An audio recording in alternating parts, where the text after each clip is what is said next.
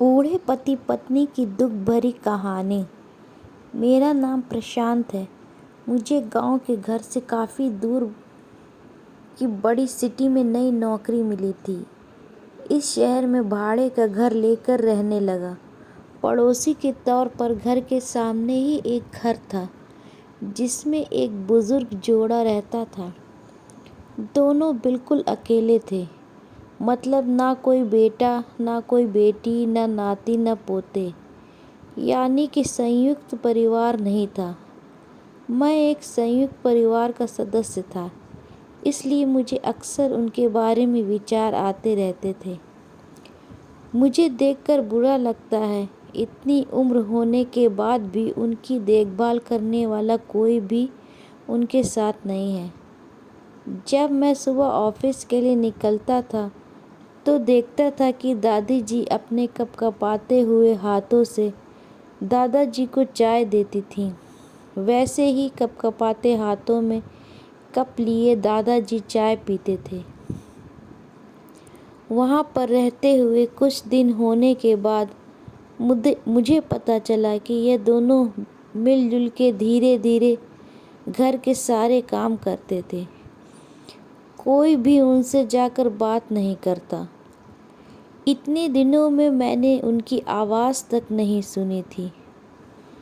जब मैं शाम को ऑफिस से घर आता था तब दोनों को घर के आंगन में बैठा पाता था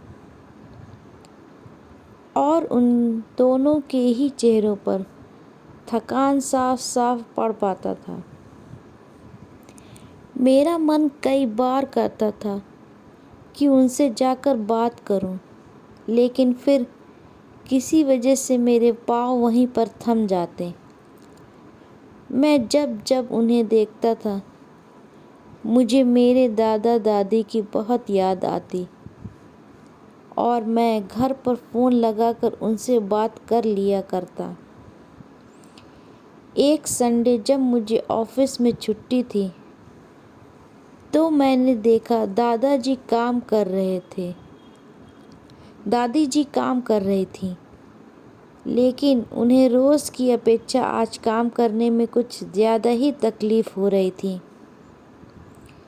मैंने उनके पास जाकर पूछा कि दादी जी, आपकी तबीयत तो ठीक है ना? क्या मैं आपकी कोई मदद कर सकता हूँ? उन्होंने प्रतिक्रिया नहीं दी। मैंने दोबारा उनसे पूछा, बताइए दादी जी, मैं क्या करूं आपके लिए? उन्होंने फिर भी कोई उत्तर नहीं दिया। मुझे काफ़ी आश्चर्य हुआ। कुछ मिनटों बाद दादाजी वहां आए और वह भी कुछ नहीं बोले। मैंने ही बात को आगे बढ़ाते हुए कहा, मुझे लगता है कि दादी जी की तबीयत ख़राब है, इसलिए मैं यहाँ आया हूँ। मैं आपकी मदद करना चाहता हूँ। बताइए मैं कैसे आपकी मदद कर सकता हूँ? दादाजी इशारों से मुझसे बातें करने लगे। उन्होंने इशारों से मुझे बताया कि दादी जी सुन और बोल नहीं सकती। उन्होंने यह भी बताया कि वह खुद भी बोल नहीं सकते, वो सुन सकते हैं, मेरी बात समझ सकते हैं। उन्होंने इशारों से दादी से कुछ कहा और दादी ने मेरी तरफ देखकर मेरे माथे पर हाथ फेरा। मैं उन दोनों की तरफ देखते ही रहा और न जाने कब मेरे आँखों से आंसू बहने लगे। उस दिन के बाद जब मुझे समय मिलता मैं उनके पास चला जाता। वह मुझ पर बहुत प्यार बरसाते। अब तो मुझे उनके इशारे की मीठी भाषा भी बहुत अच्छे से समझ में आने लगी थी। एक दिन मैंने दादाजी से पूछा कि वो अकेले क्यों रहते हैं? क्या उन्हें कोई औलाद नहीं है? दादाजी ने दादी को इशारे से समझाया कि मैंने उनसे क्या पूछा।